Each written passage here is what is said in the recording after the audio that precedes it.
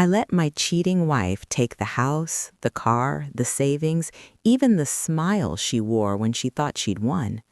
Everyone told me I was weak for giving up so easily. What no one knew was that I was counting every dollar she never noticed. She walked away celebrating. I walked away free. And months later, when the phone started ringing for her, the truth finally caught up. Before I begin, if you've ever lived through betrayal like this, please like, leave a comment, and subscribe to my YouTube. I never thought I'd be the kind of man who told his story to strangers, but some lessons cost too much to keep quiet. My name doesn't matter as much as what happened, and what happened didn't begin with shouting or slammed doors. It began with silence, the kind that creeps into a marriage slowly until one day you realize you've been talking to yourself for years. My wife, the woman I built my adult life around, used to sit across from me at the kitchen table every morning. We drank the same cheap coffee, complained about the same bills, planned the same future in vague, hopeful sentences. Somewhere along the way, those sentences stopped including me. I didn't notice at first because I was busy doing what I'd always done, working longer hours, saying yes when she asked for something, telling myself that love meant endurance. I believed marriage was a quiet promise you kept even when it stopped feeling romantic. I believed wrong, but I believed sincerely. The first crack showed up as a credit card statement I didn't recognize. It was tucked into a stack of mail she usually sorted. I wasn't snooping, I was just trying to find the electric bill. The balance wasn't huge, but it didn't make sense. When I asked her about it, she smiled the way people do when they think you're naive and told me it was a rewards card she'd opened for groceries. I wanted to believe her, so I did.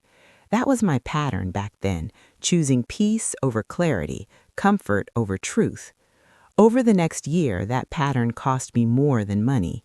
She started staying out late, claiming work dinners, girls' nights, networking events that never seemed to produce anything except distance. She guarded her phone like it held state secrets. If I walked into a room, conversation stopped.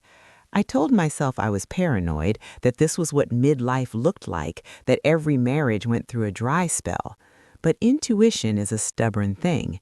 It doesn't shout, it waits. And one night, when she fell asleep with her phone unlocked on her chest, intuition finally got tired of waiting. I wish I could say I handled what I saw with dignity. I didn't. The messages weren't subtle or accidental. They were months deep, full of plans, complaints about me, jokes about how clueless I was. There were photos I can't erase from my mind, promises made to another man while I was paying the mortgage and believing we were just tired. I remember sitting there in the dark, the glow of her phone lighting up my hands, feeling something inside me go very still. Not rage, not yet. Something colder, something clearer.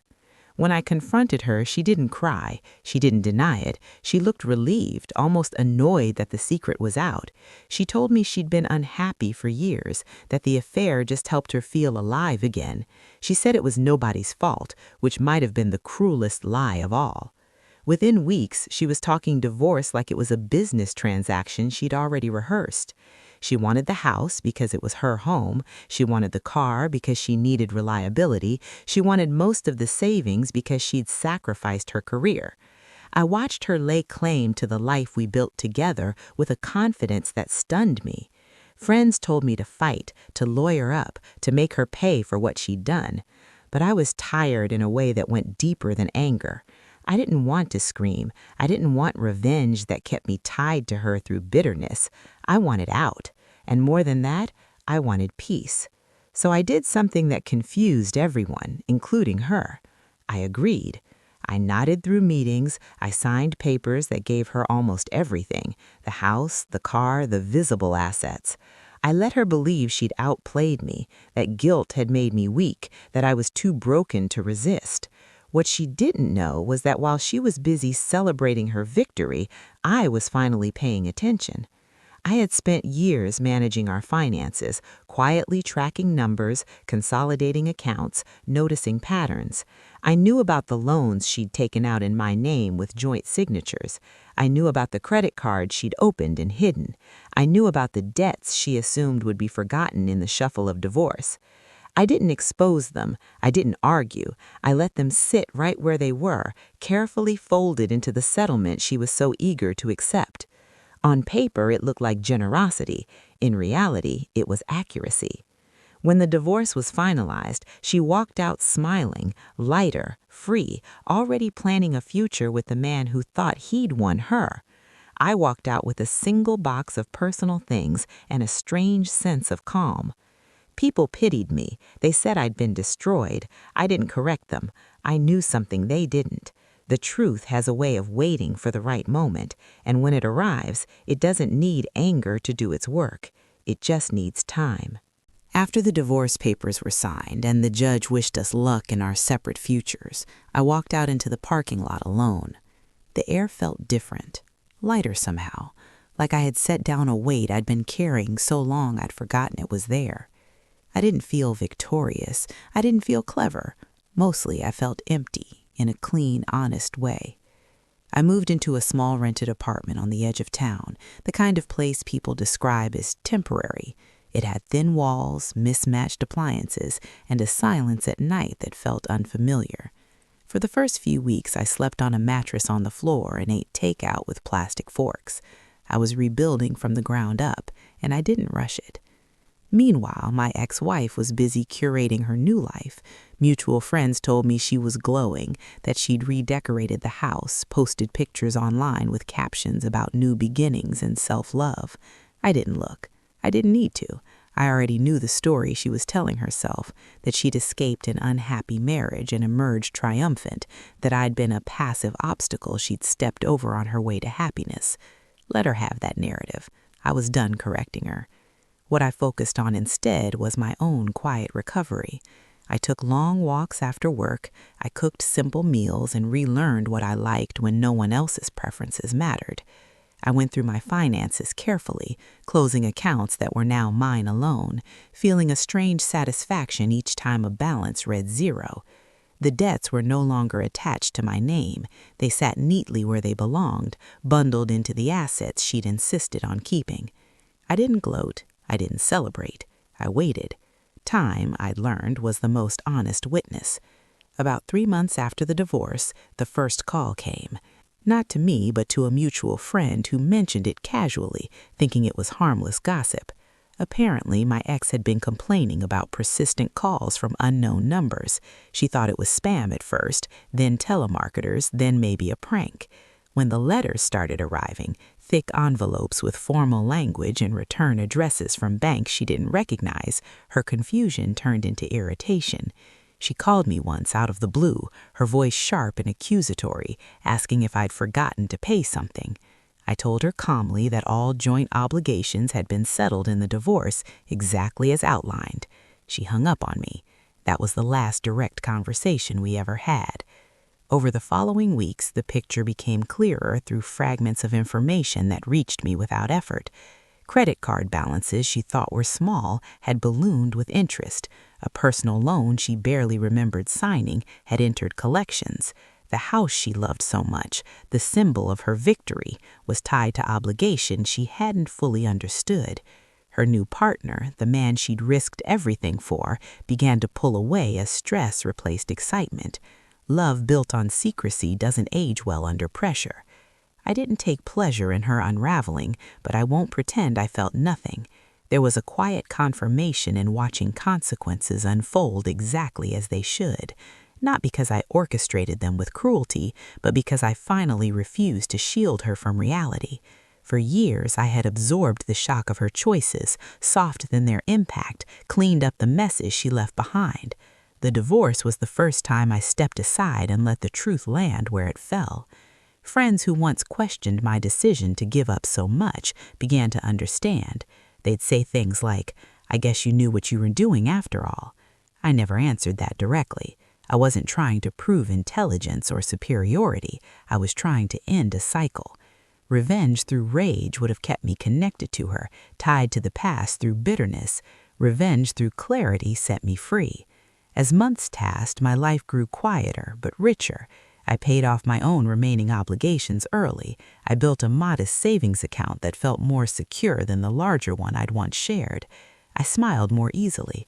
I noticed small joys like the way morning light hit my kitchen counter or the comfort of choosing my own routines. Occasionally, I'd hear updates about my ex, none of them good. The house went up for sale. The relationship ended. The image she'd carefully crafted cracked under the weight of bills and disappointment. I felt a flicker of sadness for the woman I once loved, the version of her that existed before betrayal hardened her, but I didn't reach out. Compassion doesn't require self-sacrifice. The real lesson came one evening as I sat alone, balancing my checkbook, something I'd done countless times before. I realized I wasn't angry anymore, not at her, not at myself. I saw our marriage clearly, not as a failure, but as a chapter that taught me the cost of ignoring truth. Giving her everything in the divorce wasn't weakness, it was the final boundary I set, the moment I chose wisdom over noise. She thought she'd won because she measured victory in visible things. I measured mine in freedom, and freedom, I learned, is the only asset that never depreciates. In the months that followed, something unexpected happened inside me. The drama faded, but clarity grew sharper. I started to see my past not as a series of humiliations, but as warnings I'd ignored because I was afraid of what listening might cost me. When you live too long trying to keep the peace, you confuse silence with stability. I'd done that for years, smoothing over discomfort, telling myself that loyalty meant swallowing doubt.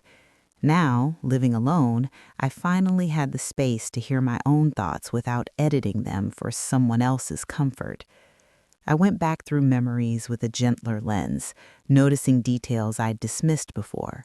The way she'd insisted on handling certain bills herself, the way she reacted when I asked too many questions, the casual confidence with which she spent money we didn't really have.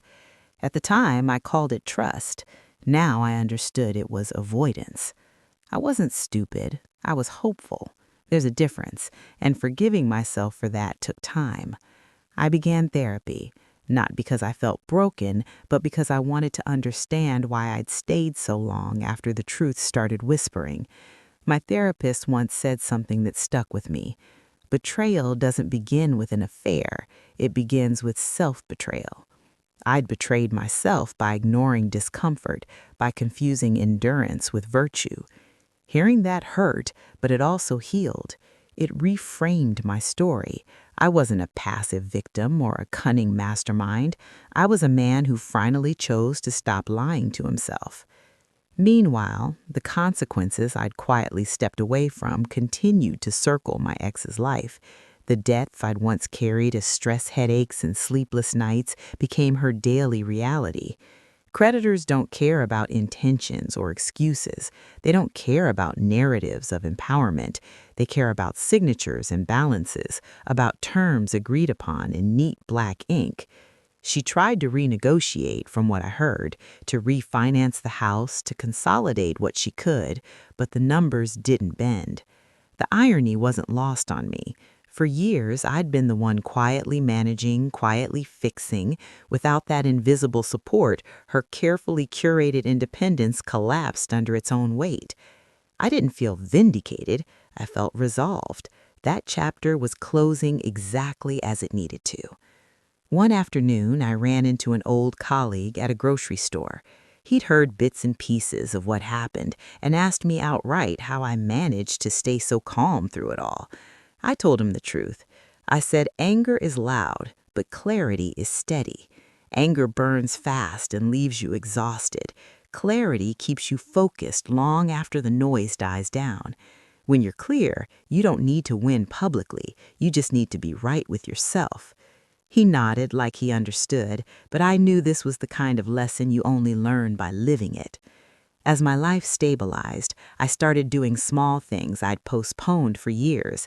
I traveled alone for the first time, just a short trip, but one that reminded me how capable I was without anyone else's approval. I reconnected with friends I'd neglected while trying to keep my marriage afloat. I learned how to enjoy quiet evenings without feeling lonely. There's a difference between solitude and abandonment. Solitude is chosen, abandonment is imposed. I had chosen this. Occasionally, I'd feel a twinge of something like grief, not for my ex-wife as she was at the end, but for the dream I'd invested in. Letting go of that dream was the hardest part. Dreams don't betray you, but they can keep you trapped if you cling to them after they stop being real. I learned to mourn it honestly without romanticizing what never truly existed. One night, while sorting through old documents, I came across the final divorce settlement again. I read it slowly, not with regret, but with a strange gratitude. Every clause represented a boundary I'd finally enforced. Every signature marked a moment I chose intelligence over impulse. People like to imagine revenge as dramatic confrontation, as raised voices and public humiliation. My experience taught me otherwise. The most lasting form of justice is alignment. When you align your actions with truth, consequences take care of themselves. I didn't ruin her life. I simply stopped protecting her from it. That distinction matters. It's the difference between cruelty and self-respect. Looking back, giving her everything in the divorce wasn't about trickery. It was about completeness. I gave her the assets she wanted and the responsibility she earned. I walked away with less on paper and more in reality. I walked away knowing I'd finally honored myself. And that knowledge, quiet and unremarkable as it may seem, became the foundation of a life I could stand on without fear. By the time a full year had passed since the divorce, my life no longer felt like a recovery project. It felt like something new, something honest. I had stopped measuring my days by what I'd lost and started noticing what I'd gained without even trying. My mornings were slower. I woke up without that tight feeling in my chest, the one that used to greet me before my feet touched the floor. I didn't dread checking my phone anymore. Silence no longer felt like punishment. It felt like rest. I had learned that peace doesn't arrive with fanfare. It settles in quietly once you stop fighting reality. Around that time, I ran into my ex-wife's sister at a gas station. We hadn't spoken since the divorce, and for a moment, we just stood there awkwardly, two people connected by history neither of us had chosen. She looked tired, older. When she finally spoke, she didn't accuse or defend. She just said, "I didn't know how bad things really were." I asked her what she meant, though I already suspected. She told me about the late notices, the refinancing attempts, the legal consultations that went nowhere. She told me my ex was angry, not just at me, but at herself, though she'd never admitted out loud. Hearing that didn't bring me satisfaction, it brought me closure. For the first time, I saw her not as the villain of my story, but as a flawed human being facing the consequences of choices she once dismissed as harmless. That didn't excuse the betrayal, but it softened the edges of my resentment. Closure doesn't mean reconciliation, it means release. After that encounter, I noticed how rarely I thought about her at all. The emotional gravity she once held over my life had weakened. When people asked about my past, I didn't feel the need to explain or justify. I simply said the marriage ended because it needed to. That answer felt complete. I also started noticing how often people confuse kindness with compliance. For years, I'd been praised for being understanding, flexible, supportive. What they really meant was that I was easy to overstep. I'd learned the hard way that boundaries don't make you cruel, they make you clear. And clarity, once you experience it, becomes non-negotiable. In subtle ways, my relationships changed. I spoke up sooner. I asked questions without apologizing. I paid attention to discomfort instead of smoothing it over. These weren't dramatic shifts, just quiet adjustments that added up to something solid. One evening, as I balanced my budget, I laughed out loud at the simplicity of it. No hidden accounts, no unexplained charges, no anxiety baked into every transaction. Money had once been a source of tension and secrecy. Now it was just numbers, honest and predictable. That's when I fully understood the irony of what had happened. I hadn't taken anything from my ex-wife. I'd simply stopped carrying what wasn't mine. She'd insisted on independence without responsibility, and the world had corrected that imbalance without my involvement.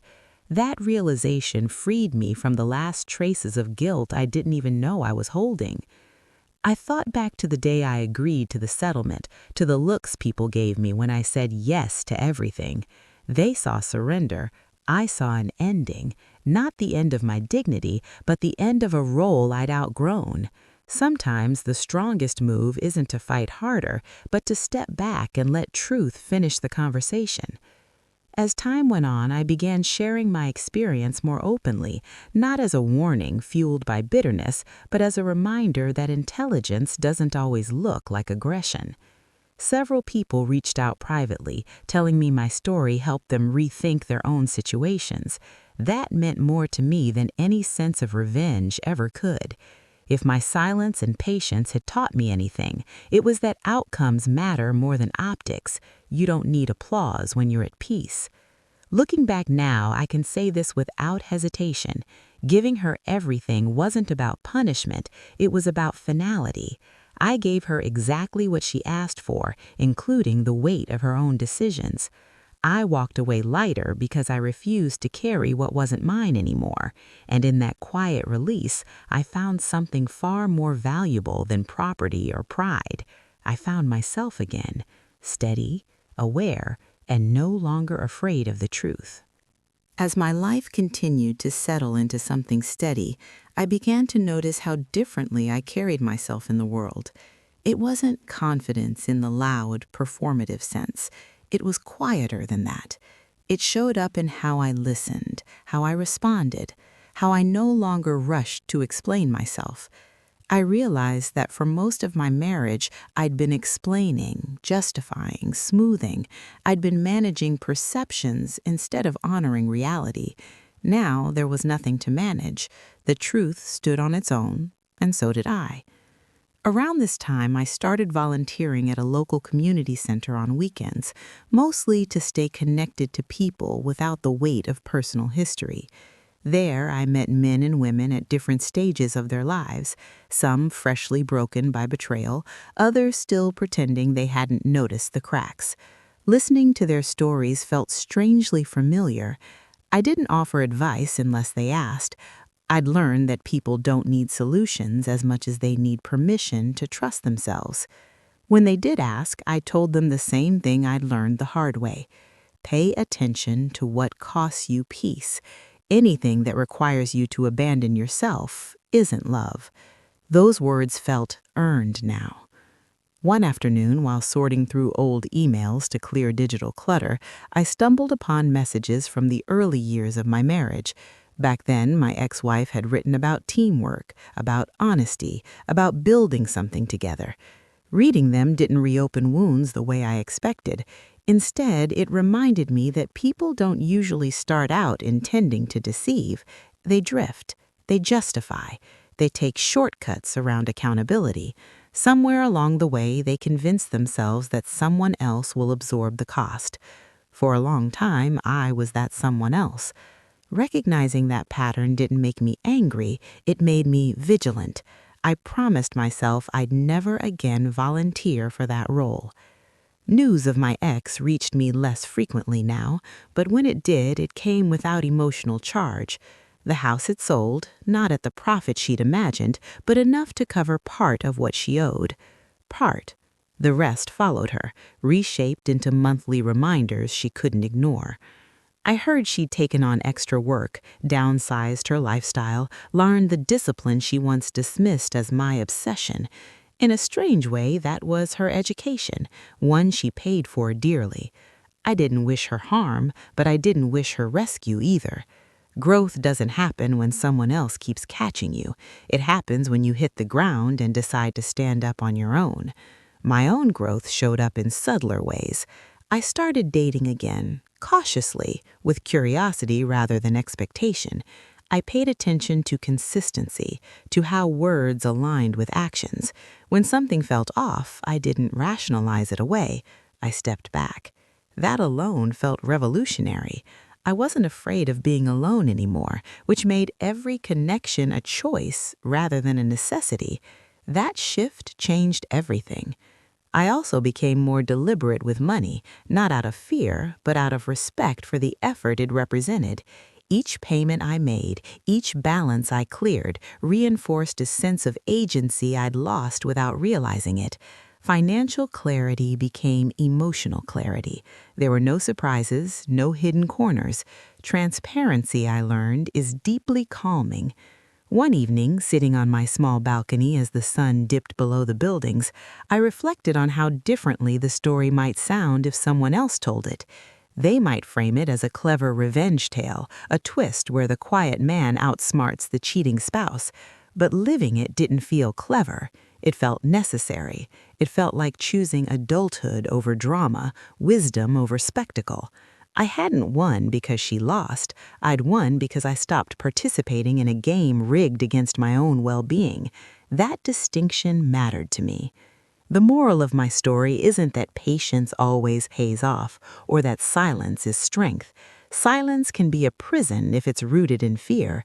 Patience becomes powerful only when it's paired with awareness.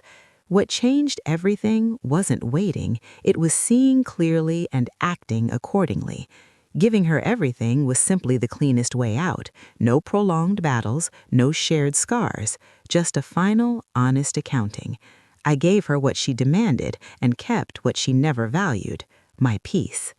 Now, when I look ahead, the future doesn't feel like something I have to brace myself for. It feels open, manageable, mine. I don't know what lessons she ultimately took from all of this. That's her story to tell. Mine is simpler. I learned that integrity isn't loud. It doesn't announce itself. It shows up in the quiet decisions you make when no one is watching, when the easier path tempts you to compromise yourself. I chose the harder clarity, and in doing so, I found a freedom that no settlement could ever measure. By the time I reached the second year after the divorce, I had settled into a rhythm that felt genuinely mine. Work no longer felt like a chain. It felt like a rhythm. Weekends were for reading, walking, and connecting with friends who had never judged me for being quiet or reserved. I started noticing things I hadn't in years. The way sunlight shifted across the apartment in the afternoon, the smell of coffee brewing without the accompanying tension of someone else's dissatisfaction, even the subtle peace that came with empty evenings. One day, I received a text from a number I didn't recognize. At first, I assumed it was spam. It wasn't. It was my ex-wife. I hesitated before opening it. My thumb hovered. Then curiosity won over caution. The message was short. I finally understand what you meant. That was it. No anger, no accusation, just acknowledgement. I didn't respond. I didn't need to. I realized then that her journey was hers alone. Her debts, her stress, her realizations, all of it was hers to navigate. My job had been to protect my own life and sanity. I had done that. I put the phone down and felt a quiet satisfaction that had nothing to do with triumph and everything to do with completion. Around the same time, I started mentoring younger colleagues at work, not formally, but as opportunities arose. I shared lessons about honesty, awareness, and boundaries, emphasizing that life rarely teaches you gently. Most lessons come wrapped in consequences. Watching them absorb the lessons, sometimes too late in their own experiences, reminded me how far I'd come. I no longer feared vulnerability because I'd learned the difference between sharing and exposing. I also began reflecting on my marriage in ways I hadn't dared before. I revisited old letters, emails, and photos, not to mourn, not to regret, but to understand. I realized how much of my energy I had spent polishing a reality that didn't exist for both of us. That realization hurt at first, but once the pain passed, I felt lighter. The relationship had been uneven for years. I had been the caretaker of illusions, the silent witness to choices I couldn't control. Now I understood that care and love are not the same as self-erasure. True love doesn't cost your peace. This understanding changed how I approached life entirely. Small habits mattered: how I spoke to people, how I responded to tension, how I prioritized my time. Every choice became a measure of my alignment with truth, not with appearances. Around this time, I began reconnecting with people I had ignored or drifted away from during my marriage. Friendships that had been superficial deepened. I discovered that honesty attracts honesty, and that once you stop protecting someone else's fragile narrative, your own relationships thrive. Occasionally, I'd hear rumors about my ex's life, though I never sought them. Mutual friends would mention struggles, late nights at work, her former partner stepping back. Each time I felt a neutral observation rather than satisfaction. This wasn't schadenfreude. It was proof that consequences are impartial. They arrive whether you orchestrate them or not. My own life became richer in ways I hadn't anticipated. I started traveling, taking short trips to places I'd always wanted to see. Alone, yes, but in a way that reminded me I could enjoy my own company fully. I discovered a joy in planning, in anticipating experiences that no one else influenced. I even began journaling regularly, noting thoughts, emotions, and lessons. Writing helped me track growth in a way that conversations could not. I realized that storytelling, even for myself, was part of healing. Each entry reminded me that I had survived betrayal, confusion, and grief, and I had done so without compromising my own integrity. One evening, while reviewing my journal from the day of the divorce, I noticed a sentence I had written almost instinctively. I give her everything on paper. What she never notices is that I have already taken back my life. Reading it now, I understood its depth. At the time, it had felt like a defensive thought. Now, it felt like a lesson crystallized into wisdom. Life doesn't require revenge in the form of destruction. Life requires awareness, boundaries, and honesty, and the universe has a way of balancing itself when those principles are respected. I didn't need to gloat, call her out, or prove anything to anyone. The truth, her reality, my freedom, was enough. This perspective changed how I approached all aspects of life. Decisions were no longer reactive. I considered consequences carefully, weighing long-term impact over immediate satisfaction. I learned patience in a way that wasn't passive, but deliberate. Patience with myself, patience with others, patience with life itself. As months became years, I realized that my story was no longer defined by her betrayal. It was defined by how I responded, by the way I honored myself, reclaimed my life, and allowed consequences to take their natural course.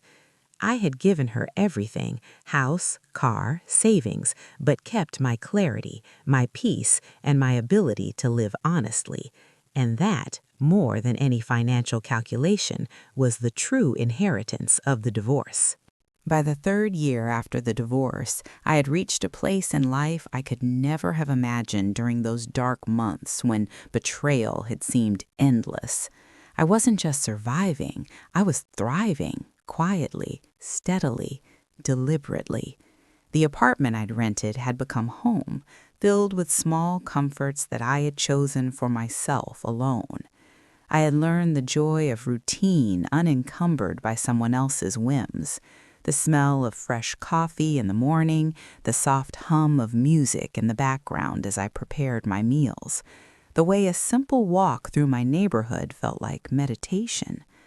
I had also rediscovered the pleasure of solitude. Not loneliness, but the kind of silence where your mind finally has space to think, reflect, and heal. In those quiet moments, I would replay memories, not to relive pain, but to dissect lessons. I thought about my ex-wife, about the marriage we had built and allowed to erode, and I realized that betrayal, as painful as it is rarely just about the other person. It's about what we tolerate in ourselves, what we overlook, and how long we stay in denial. That realization was liberating.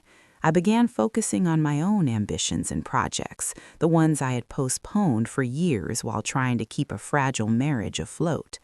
I started writing more seriously, journaling, reflecting on my experiences in a way that could help others someday. It wasn't intended for publication yet. It was a way to reclaim my voice, the one I had lost under layers of compromise and silence. At work, I became more confident, more assertive, not in a brash or competitive way, but in the calm certainty of someone who knew their worth and their boundaries. Colleagues noticed the change. Friends noticed the change. I didn't point it out. I just lived it. Occasionally, news of my ex would reach me indirectly. A mutual friend would mention her struggles, her attempts to juggle her finances, her relationships faltering under the weight of debts she hadn't fully anticipated. At first, I felt a subtle satisfaction, not vindictive, but affirming. Life, it seemed, had a way of teaching accountability. Then I remembered the day I had signed the divorce papers, the day she walked away smiling, thinking she had won everything. I had handed her assets, possessions, even money she thought she deserved, but I had also handed her responsibility, the debts, the hidden obligations, the pieces she thought invisible, and life had delivered them exactly as they were meant to. That understanding reinforced a lesson I had slowly absorbed over the past few years. Revenge doesn't require malice. It only requires clarity. I didn't need to manipulate or plot. I simply needed to stop absorbing consequences that weren't mine, and reality did the rest. Around this time, I began mentoring younger colleagues at work, offering guidance not just in career matters, but in life skills. I shared the lessons of vigilance, of listening to intuition, of honoring personal boundaries. I emphasized patience, not passive waiting, but deliberate observation and action when clarity arrived. People would listen, sometimes skeptical, sometimes appreciative, but I could see in their eyes that some of the ideas resonated. Sharing my experience, even in small ways, became another form of healing. I realized that the story of my marriage and divorce wasn't just mine to carry. It could serve as a warning, a guide, a model for how to reclaim personal power after betrayal. One evening, while tidying the apartment, I stumbled upon a box I had packed quickly during the divorce. Inside were mementos of our life together, photos, small gifts, letters. For a moment, I felt a pang of nostalgia, a fleeting ache for the life I had imagined with her, but the feeling was brief. I placed each item back carefully, acknowledging its place in my story, and then closed the box. That chapter was closed, and I knew it. I no longer needed physical reminders to stir emotions I had already processed internally. Around that time, I started to travel again, this time for longer trips. Solo trips. The first was a week-long stay in a small coastal town where I spent mornings walking along the water, afternoons reading, and evenings reflecting on the past without judgment. For the first time, I felt completely unburdened by expectations, not mine, not anyone else's. Those trips became a ritual, a way to reconnect with myself fully, to test my ability to find contentment without reliance on another person's presence or approval. I also reconnected with old friends I had drifted from during the years of marital stress. Those relationships deepened because they were no longer transactional or convenient. They were chosen deliberately, nurtured with attention and honesty. I began to see a pattern emerge in my interactions. People respond to authenticity. Once I stopped performing for the comfort of others, I attracted others who valued the same clarity. And clarity, I realized, was the currency I had been earning quietly all along. Meanwhile, my ex-wife continued to live her life under the shadow of the debts and obligations she had accepted. I heard from mutual friends that her relationship had ended, that she had struggled to keep up with bills, that the life she had envisioned for herself was not unfolding as planned. I did not gloat, I simply acknowledged it as part of the natural order of consequences. That was the real lesson. Consequences do not require an enforcer. They arrive when actions and choices are aligned or misaligned with reality. I didn't need to intervene. I didn't need to manipulate. I simply needed to live my truth, and everything else fell into place. Looking back, the most profound realization of all was that freedom comes from clarity. Freedom isn't measured in possessions, in money, or in appearances. Freedom is measured by your ability to live without carrying someone else's weight, without absorbing consequences that are not yours, without silencing your own intuition in favor of comfort or denial. I had given her everything on paper, and in doing so, I had reclaimed what mattered most, myself. That clarity had allowed me to build a life that was no longer defined by betrayal, but by choice. And in that life, I discovered something I had long forgotten, the simple, unadorned joy of being fully and unapologetically myself. By the 4th year after the divorce, I had settled into a rhythm that felt completely my own. There were mornings when I would wake up before the alarm, just to enjoy the quiet, the stillness, the feeling that the world wasn't demanding anything from me. I would pour my coffee, take it out onto the small balcony, and watch the city wake. In those moments, I felt something I hadn't in years, complete presence. Not relief, not satisfaction, but the unshakable calm of knowing that I had chosen my life deliberately, without compromise or pretense. In the beginning, I thought that the hardest part of the divorce was the betrayal itself, but I soon realized that the hardest part was learning to trust my own judgment again, to stop second-guessing every thought, every instinct.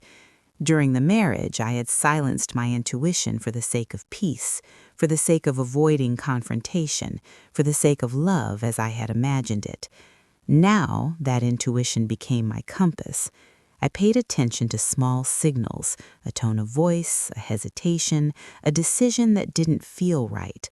I listened to myself first, and in doing so, I rebuilt a confidence that had nothing to do with ego or bravado. I also began reconnecting with family I had drifted from during the marriage. Parents, siblings, cousins.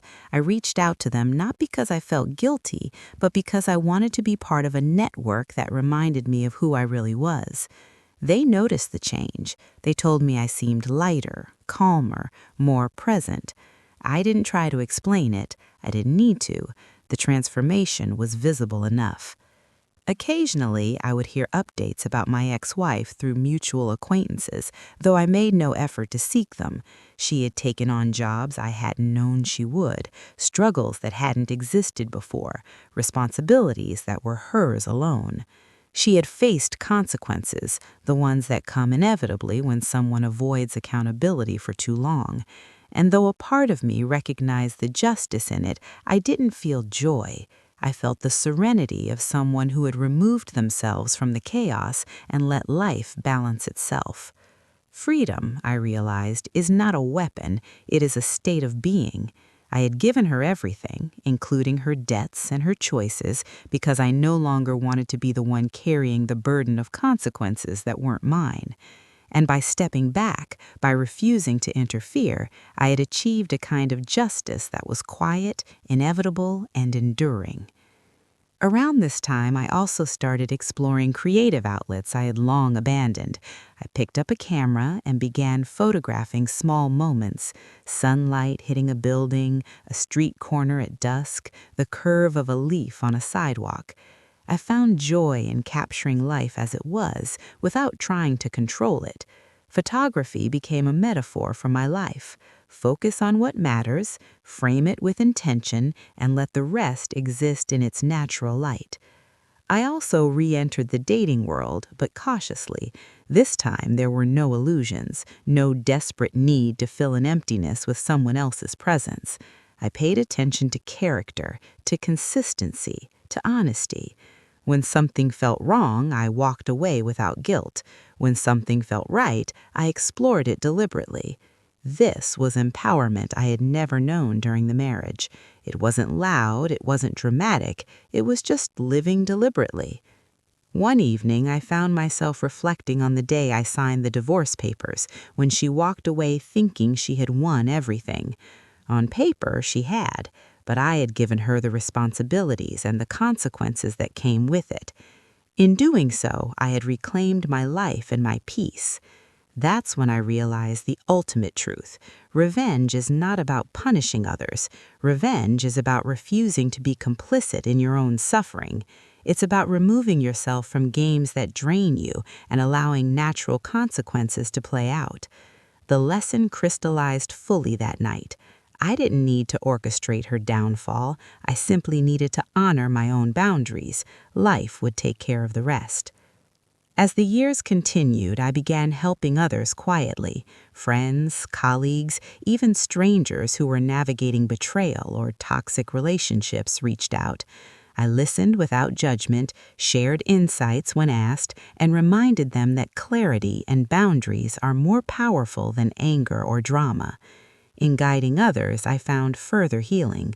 My experience became a tool, a map of what not to do and how to reclaim yourself after being betrayed.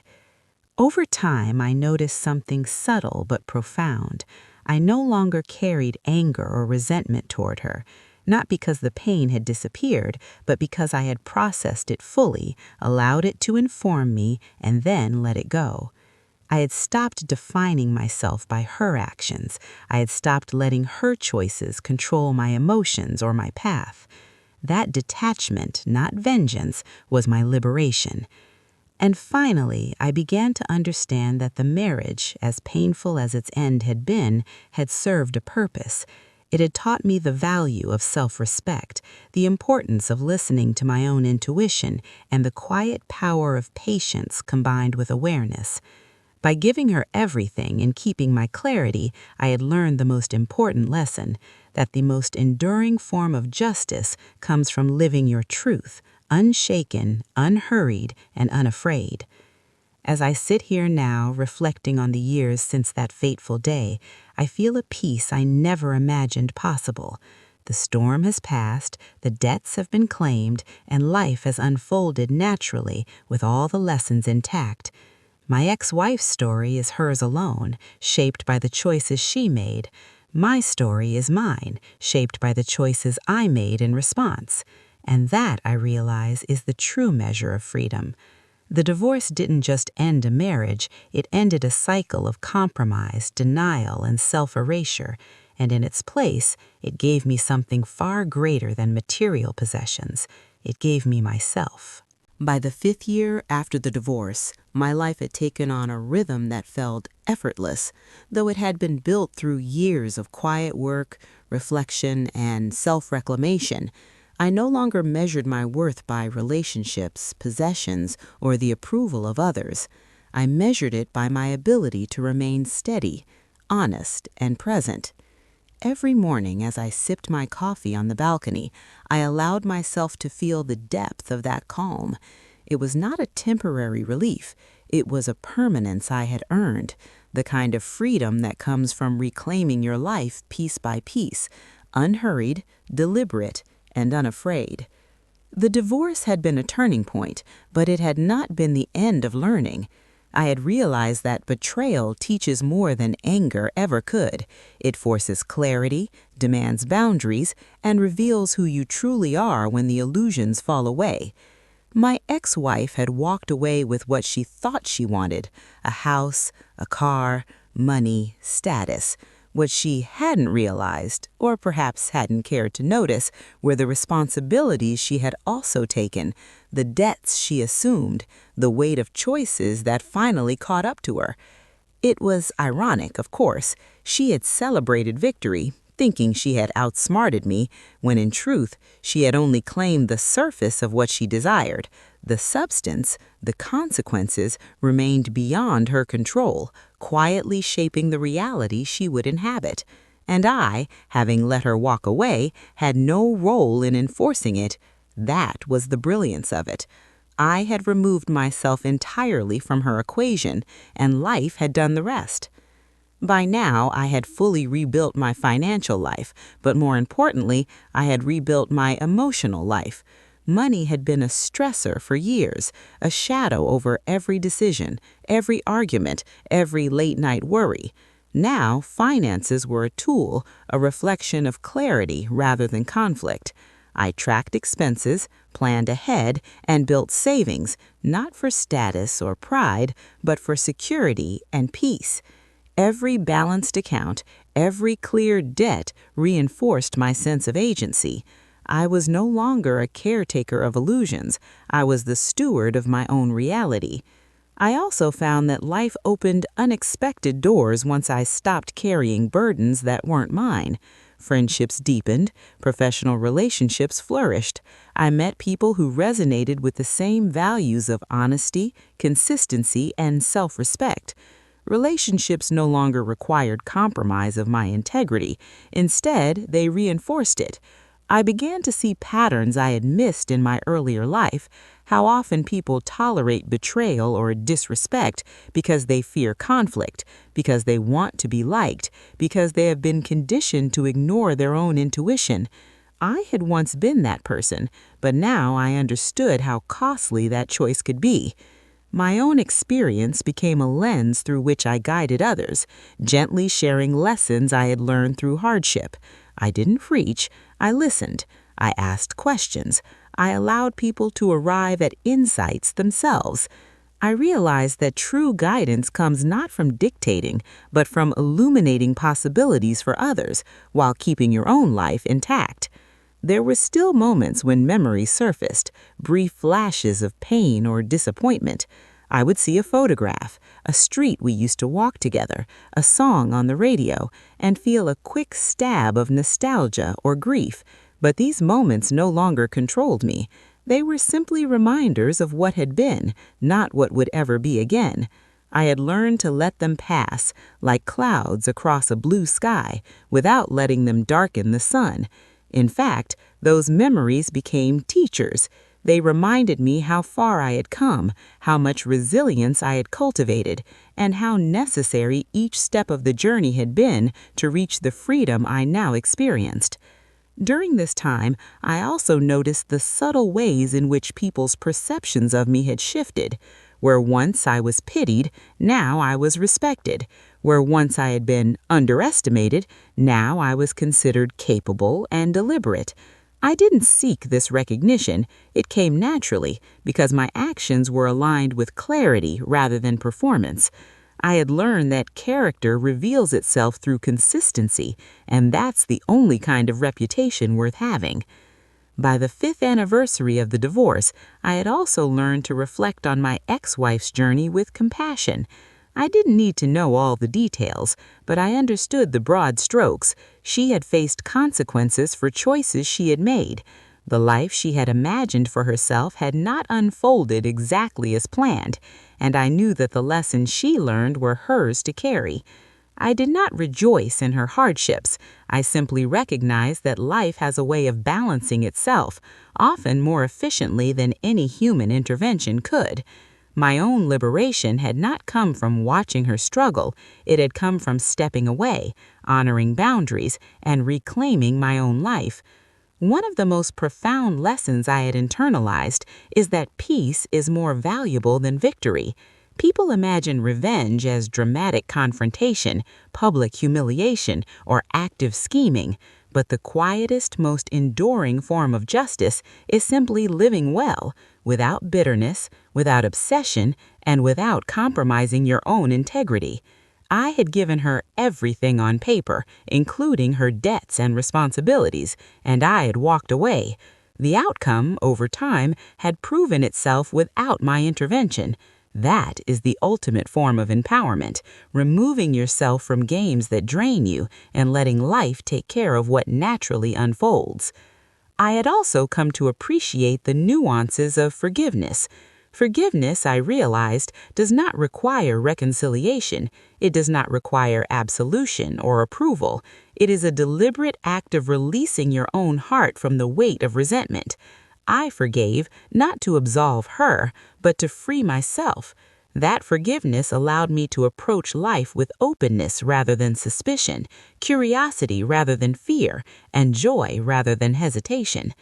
By now, I had rebuilt my capacity for love, not the desperate, clinging kind that had made me vulnerable to betrayal, but a deliberate, patient love that respects boundaries, honors truth, and thrives in mutual integrity. I dated again, slowly, cautiously, choosing partners who matched my values. I paid attention to signs I would have ignored in the past: consistency between words and actions, respect for my boundaries, and a willingness to navigate difficulties with honesty. I discovered that when you know your worth, when you refuse to compromise your clarity, relationships flourish naturally. In quiet moments, I would reflect on the day the divorce was finalized. I had signed papers that gave her nearly everything she demanded. I had walked away with nothing material, but I had kept what mattered most: myself. And in that act, I had learned that the greatest victories are invisible. They cannot be measured in money, possessions, or public perception. They are measured by inner peace, by the freedom to live authentically, and by the ability to face the world unshaken. Looking back, I realized the true arc of my story was never about her betrayal. It was about what I chose in response. I chose clarity over anger, boundaries over compromise, patience over reaction, and freedom over control. Those choices shaped the life I now lead, a life of quiet strength, steady joy, and deliberate intention. The moral is simple, yet profound. You cannot control the actions of others, but you can control how you respond. And when you respond with integrity, wisdom, and patience, the consequences of others' choices fall where they belong, and you reclaim your life fully. Now, as I sit on my balcony, watching the sun dip below the horizon, I feel a gratitude that I had never felt during the tumult of my marriage. Gratitude for clarity, for boundaries, for the patience that allowed me to step aside and let life unfold. Gratitude for the lessons learned through pain, betrayal, and eventual understanding. Gratitude for the freedom that comes when you stop carrying what isn't yours and allow reality to speak for itself. The story of my cheating wife and the divorce that followed is not one of dramatic vengeance or public spectacle. It is one of quiet reclamation, of learning to trust yourself, of discovering that the strongest form of justice is living well in the aftermath of betrayal. She thought she had won everything. In reality, she had won only what she was willing to carry. I walked away free, whole, and finally, entirely myself. And that, above all else, is the story I carry forward.